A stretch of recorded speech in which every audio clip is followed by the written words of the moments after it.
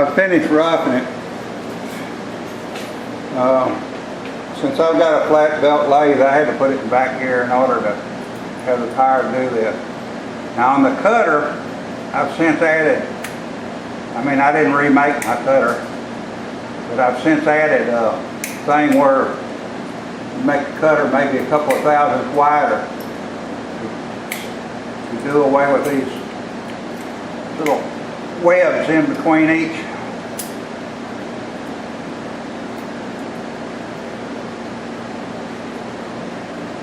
Tooth or groove, whatever you want to call it. Now I've got 2 thousandths. I get to go back in and take 2 more thousandths off. But anyway, I take a pocket knife and I'm get rid of that. If you happen to make a cutter to dimension, this is what you end up with. Or if you were to make it under dimension, this would be wider.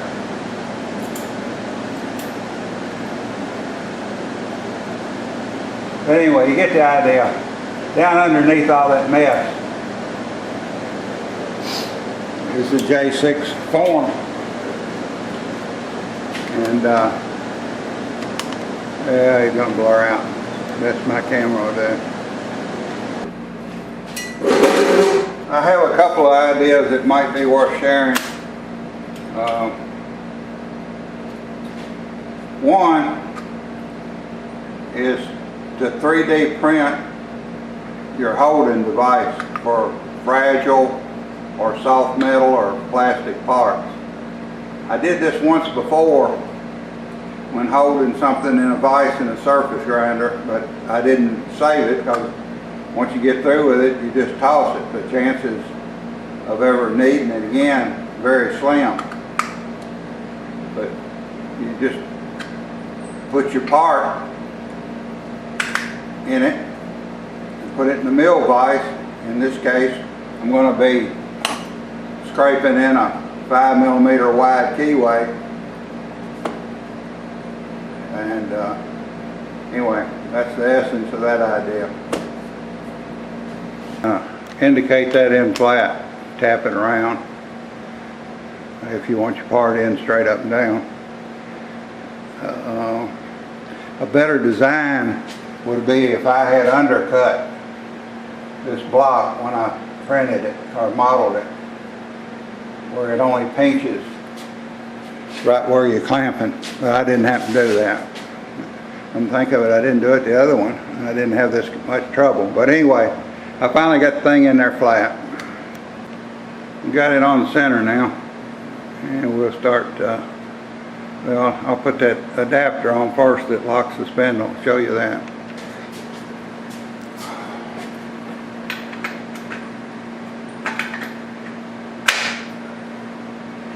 Smack it in place.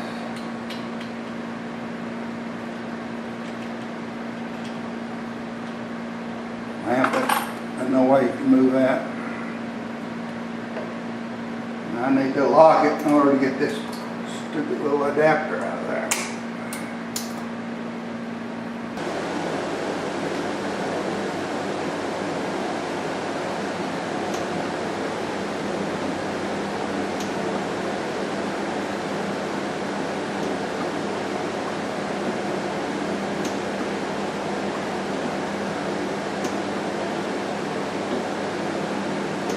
Anyway, you get the idea.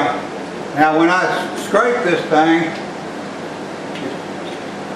I always went like a half the key depth plus a few thousandths.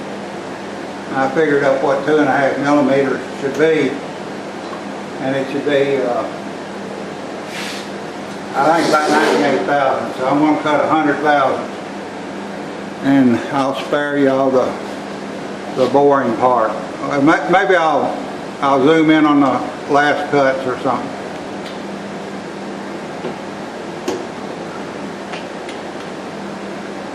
That's exactly the final cut, but I'm gonna, in case there's any tool deflection, I'm gonna make quite a few more strokes.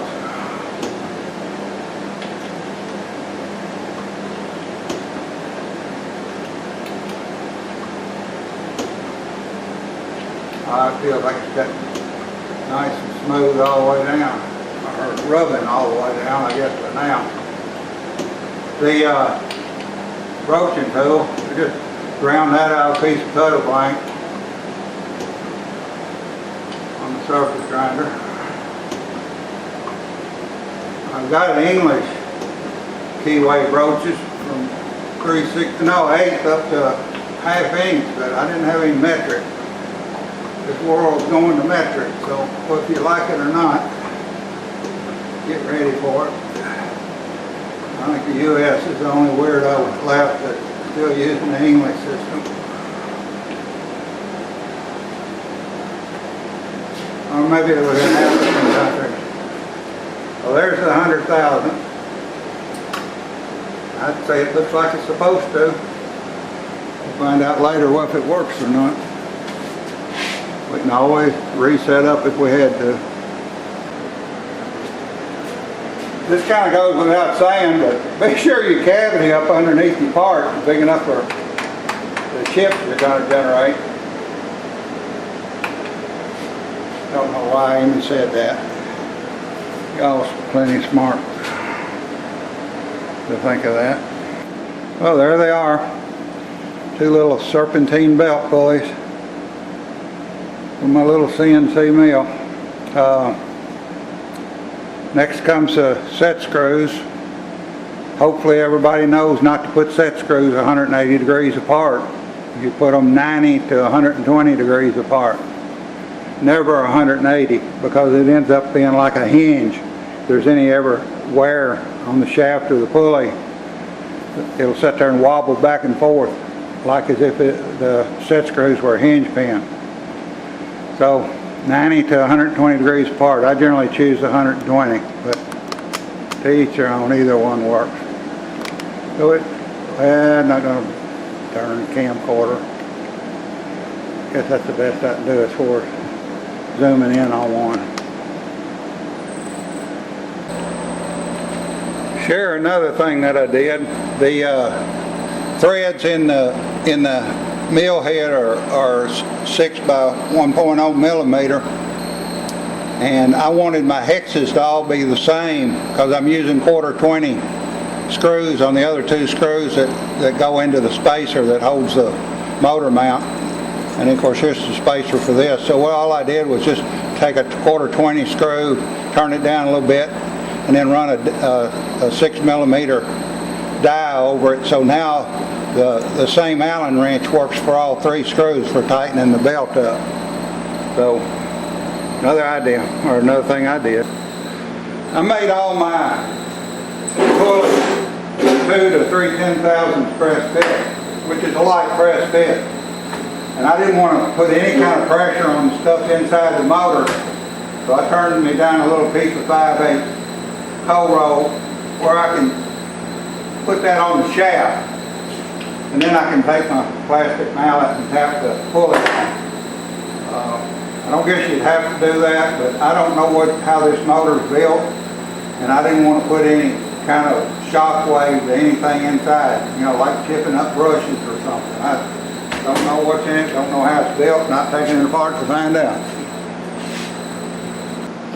One more thing I decided to make was a cover to keep dust, dirt, whatever out of that speed indicator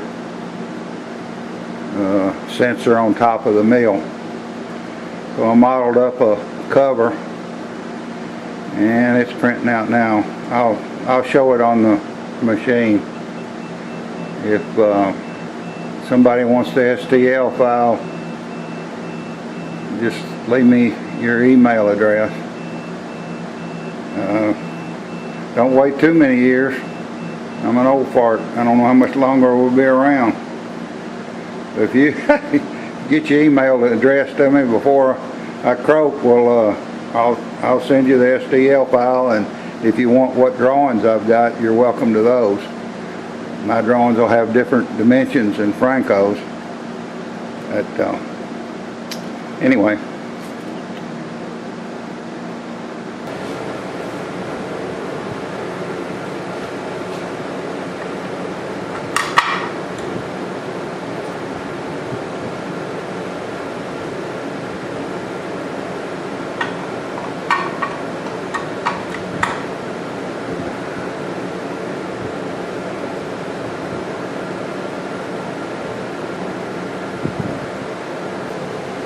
About to forget the video. No big deal. All I'm doing is put two screws in. Another thing that I'm planning to do, this little grease guard that's in here. It might have been great for grease, but for any kind of fray coming off that belt, it's not going to keep the dust and little particles off of the speed sensor. So I'm going to make a baffle that goes in there where the dust from the belt over time can't get over to the speed sensor.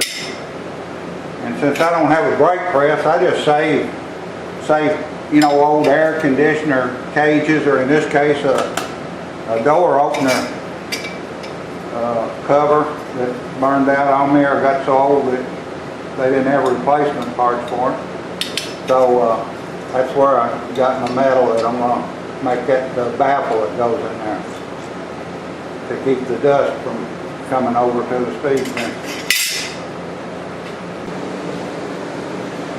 Well, here's the little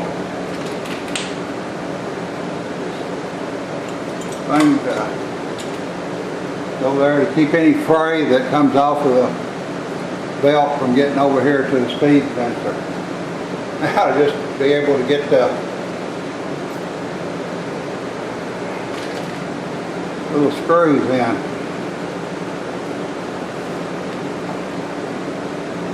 That'll be a fun part.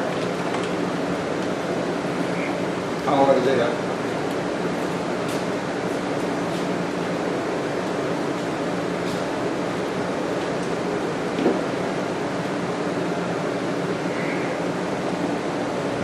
I tell you what, y'all don't want to see that. Me fumbling around my big fingers and these little tiny screws. This rear cover, bottom, it covers the bottom. It just snaps onto that post. So pops right on. So that worked out good. I'll show it when I get it all done. Waiting on the proper size serpentine belt to come in. It's supposed to come in Thursday. Comes in a couple of days. So I'll be able to finish it up. Well, my belts came in. These are poly belts. Well, they cost about 3 times what a standard belt costs. But they're thinner, they're more flexible, they'll generate less heat, they'll wear longer, and they'll actually require a little less energy.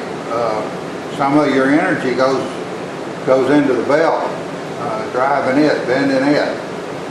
So I gain energy, I lose heat, which I want to lose, and it should hold up longer. Of course, it costs 3 times what a standard belt costs, but a little belt like that don't cost much to begin with. So nothing like going first class, as a friend of mine once said, after he'd had a few too many beers and buying some jerky or something. Anyway, I'll put her together.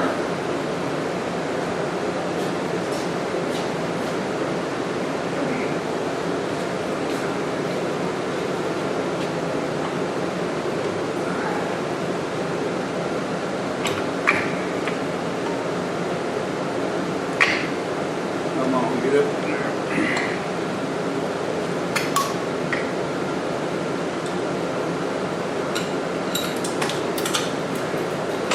Oh yeah, drop something there.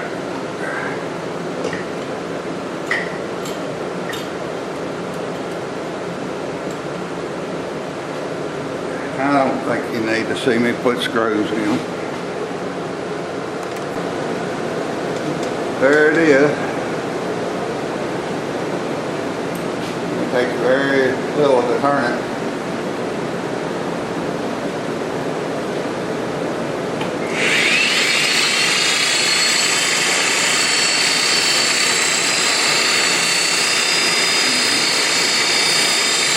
quieter than the gears.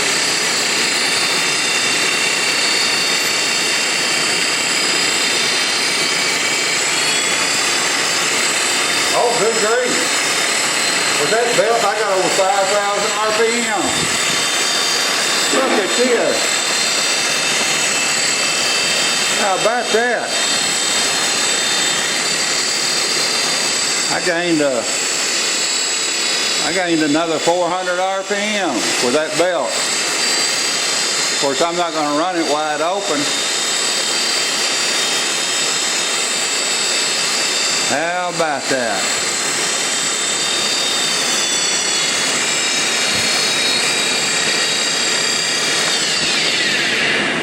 Yeah, that belt takes a whole lot less energy.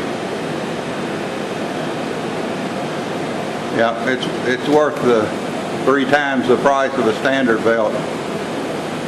Got it from thebeltplace.com. That's where I get most of my belts. All kinds of weird belts. Get them for your lawnmower there too. Save you some money and get better belts. All right, let's pop the guards on.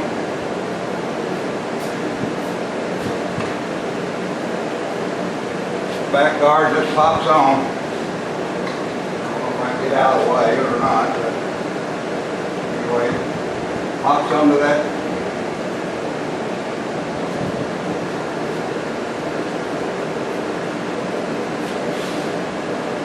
And then the front guard, it just drops on. That gap, you can't get your finger in it, so it's OSHA approved here. And there's a little bitty gap here, but if the belt were to stretch and I have to tighten it up, this guard is made for the full extension of the motor off to the right. I'll run out of slots in the motor mount plate when it gets to the guard. So got that all timed in. So there we go. Put in 2 more screws and I'm done. Well, the mill spindle speed now closely equals its size and rigidity, in my opinion. It should have all along had a high RPM spindle, for no bigger than the mill is, and no more rigid than it is. The way it's built, it's not a very rigid machine. If I'm going to have to do some heavy milling, I'll do it on the regular mill. I'm not going to be doing it on that tinker toy. But anyway, I am tickled to death with my upgrade. Of course, I knew my 6,000 goal was a stretch, but I'm tickled to death that I got 5,000. And I won't run it at that speed. There's a note on the side of it there that says don't run it wide open, so I'll run it a little less than 5,000, probably about 46, 47. But that'll be a heck of an improvement over 2,000, which is where I've been running. It was only capable of about 22. And of course, with that note, you're not supposed to run it full blast, so I was running about 2,000. Engraving with 2,000, it throws up a lot of burr.